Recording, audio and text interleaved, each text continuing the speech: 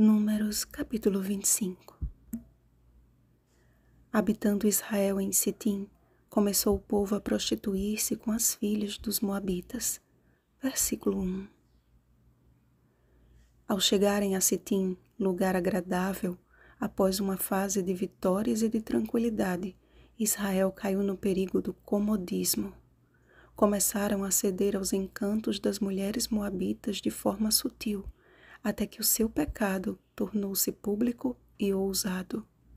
Unindo-se à luxúria e idolatria daquelas mulheres, os homens do povo permitiram que a razão fosse apagada e o governo do próprio eu tomasse posse total de sua existência.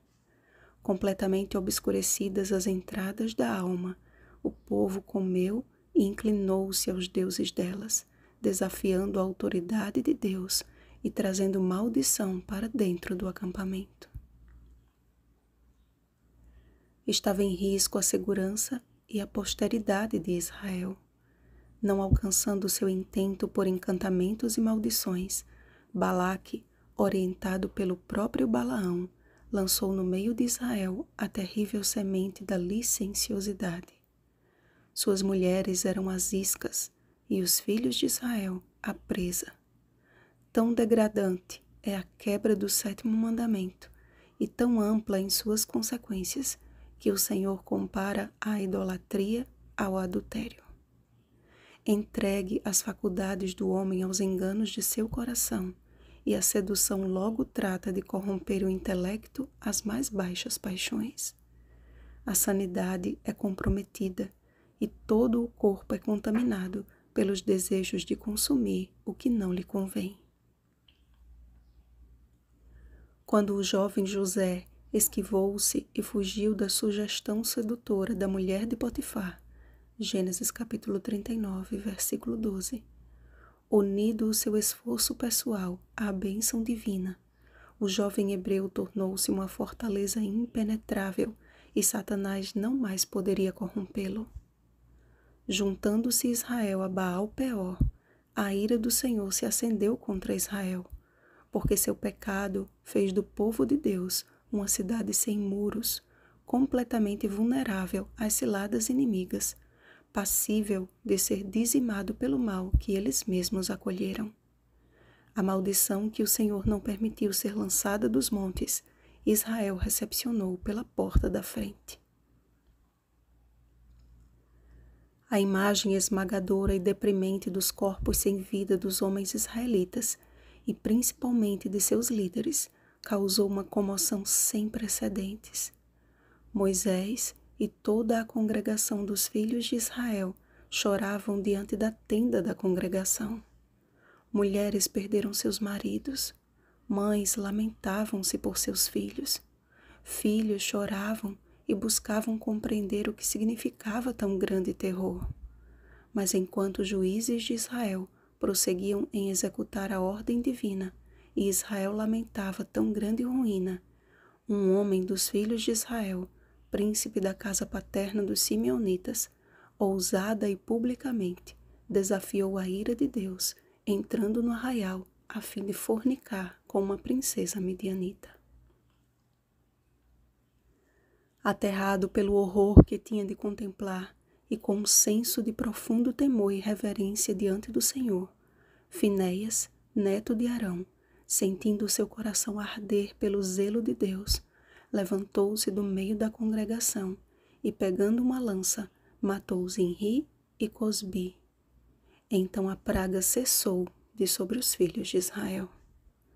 A este zeloso descendente de Arão foi feita a promessa do sacerdócio perpétuo, porquanto teve zelo pelo seu Deus e fez expiação pelos filhos de Israel.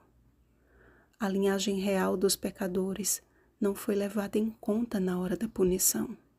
Pelo contrário, o título de líder de Zinri lhe conferia uma responsabilidade superior aos comuns do povo. Sua posição privilegiada deveria ser de igual forma honrada e admirada através de uma vida de santa consagração diante de Deus.